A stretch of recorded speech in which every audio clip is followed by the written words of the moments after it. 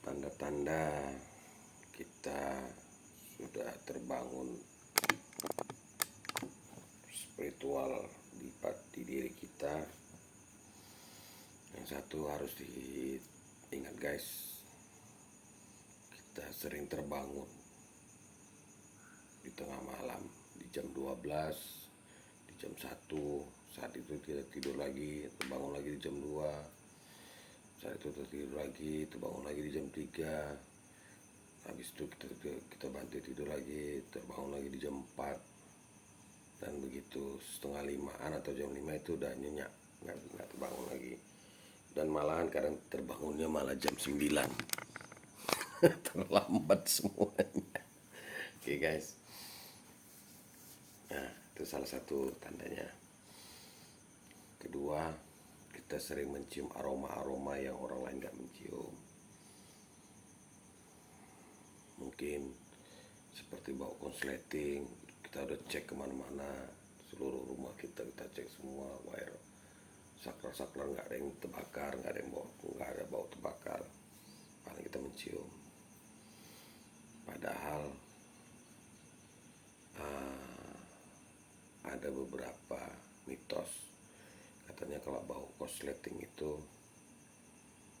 adanya kiriman santet ke rumah kita.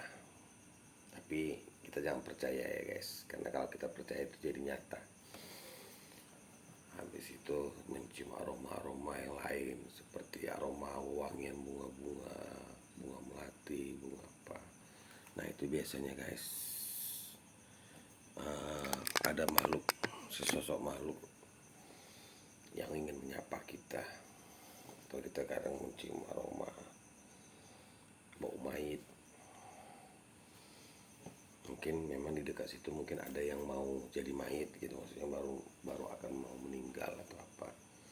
Itu salah satu dari, berarti yang nomor 2 tadi ya, mencium. Terus kita mendengar, saya waktu tamat SMA mendengar orang berdoa.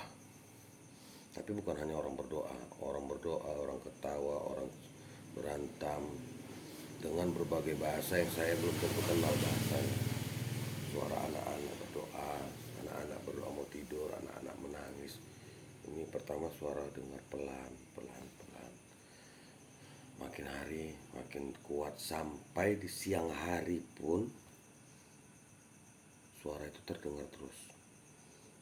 Berbagai jenis, ganti-ganti. Ada orang berantem, sampai orang apruk-aprukan yang itu, sampai gitu juga ikut dengar. Coba bayangkan guys. Itu salah satu. Atau kita mendengar yang orang lain gak mendengar, yang mungkin mau manggil-manggil, atau suara teriakan orang waktu kita melewati tempat-tempat yang angker atau apa. Itu termasuk sudah terbangun spiritualnya. Cuman kalau yang mendengar suara doa-doa itu, atau suara-suara yang entah suara apa aja, dulu saya biarkan, supaya kan katanya kita caranya untuk itu supaya makin bangkit, kita biarkan aja, jangan kok kayak gitu ya, jangan kayak gitu, slow aja, diam aja. Lama-lama nanti makin kuat, sampai terakhirnya kita jenuh. Kenapa? Jadi orang lain ngomong sama kita, teman bicara di depan mata, kita nggak dengar yang dia bilang, malahan kita dengar suara yang banyak itu. Kita nggak tahu itu bahasa apa. Nanti kan pas ada yang bahasa Indonesia ya kita tahu, oh ini ada orang berdoa pakai agama apa, itu kita dengar. Kadang dia panggil Tuhan Bapak di surga atau apa gitu. Terus yang beragama Hindu juga bahasa Tamil, bahasa kita tahu itu bahasa apa aja, cuman kita nggak tahu apa yang dibilangnya. Itu termasuk sudah terbangun. Jadi pertama, terbangun dari tidur. Kedua, mencium aroma-aroma. Ketiga, kita mendengar, malah mendengar yang kita tidak inginkan. Keempat itu salah satunya, yang keempat, penglihatan. Jadi kita kadang sekilas itu ada yang lewat gitu atau apa itu ya, sampai nanti bentuknya nyata, sampai nanti kita melihat ada bus di depan kita atau truk cantik kali truknya lambat kali. Jadi waktu kita berkendara kita diklesoni orang gara-gara kita lambat, padahal kita gara-gara truk di depan. Jadi orang kadang motong kan, wah lambat kali kau, marah-marah. Biasa supir angkot gitu, lambat kali kau. Kita bukalah kaca kan, kau tengok di depan gitu besarnya, kau bilang lambat, yang di depan itu yang lambat gitu. Ternyata begitu kita mau potong tuh truk, kita klakson lambat kali pun, aku dimaki-maki orang ya kan.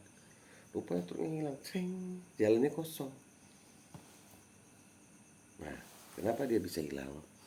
Karena mereka kan sebuah energi gelombang. Klakson itu kan juga mengatakan gelombang. Jadi pecah gelombang. Cuman mata kita bisa melihatnya. Kenapa? Karena di sini ada indera penangkap sinyal, penangkap gelombang. Jadi kita bisa melihatnya. Padahal begitu kita klakson, hilang dia. Makanya biasakan guys, kalau kita ke tempat-tempat yang nggak pernah kita jumpai atau persimpangan 3 atau apa, sebelum kita masuk ke simpangan itu kita klakson aja dulu 3 kali atau sekali, ten atau ten untuk memecah gelombang. Termasuk nyebrang rel kereta api kalau kita sepi sendiri, bagus kita klakson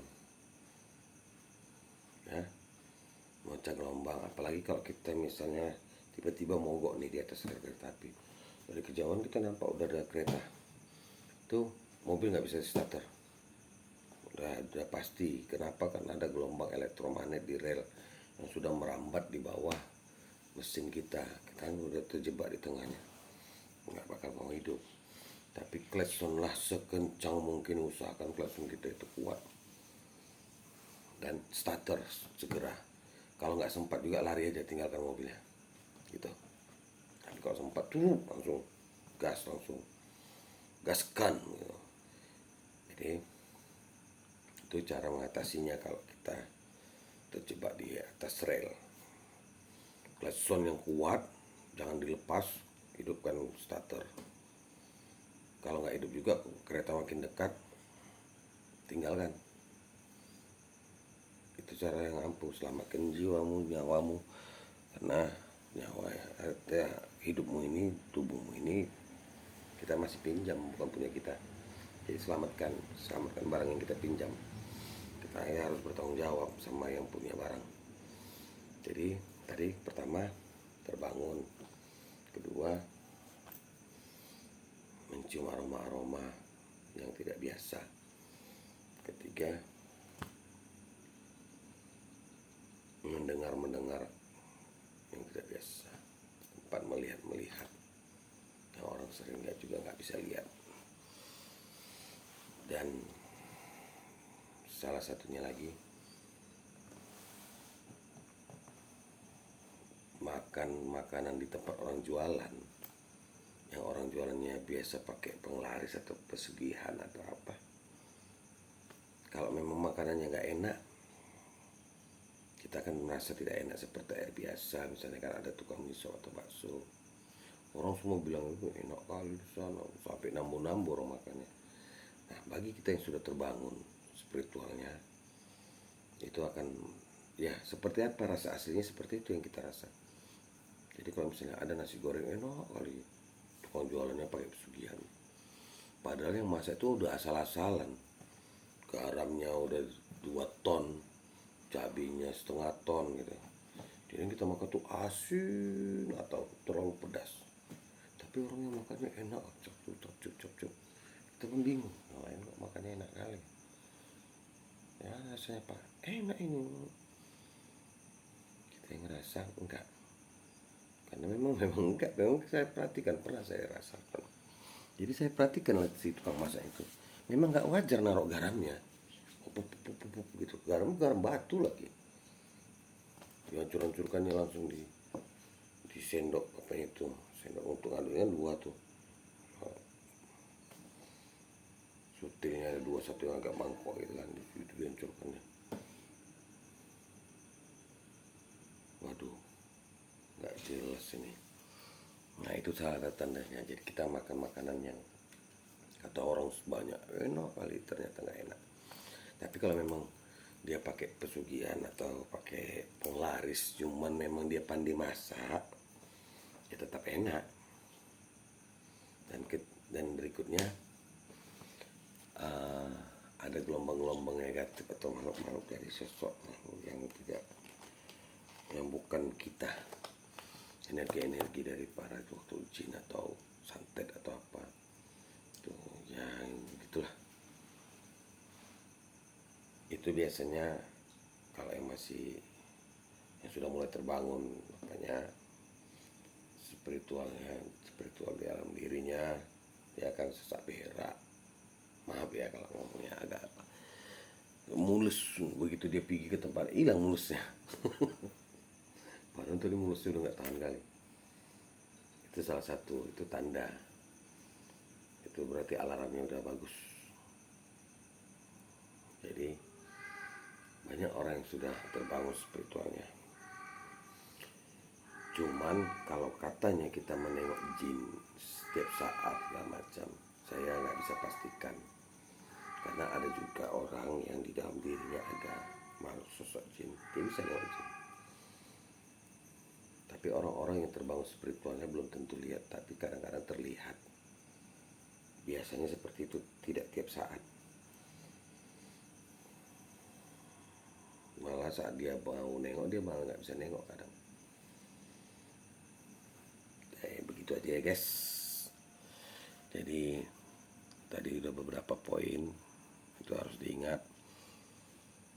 Dan cara kita untuk melakukan kontak dengan jiwa kita, spiritual itu kan spirit, jiwa, arwah atau ruh ya macam lah, berapa orang masing-masing. Tapi kita bisa berkomunikasi dengan diri yang di dalam ini. Diri kita ini sebenarnya yang di dalam, kita yang di luar ini kan cuma robot. Cuman karena udah dikonsep, sudah diprogram, jadi kita untuk tembus ke gaib kita susah. Bagi yang udah terbangun berarti udah mulailah untuk berkomunikasi. Oke guys, demikian aja videonya. Saya ucapkan sangat berterima kasih karena ini udah, memang saya karena nggak bisa tidur ya tiap malam dari saya kecil.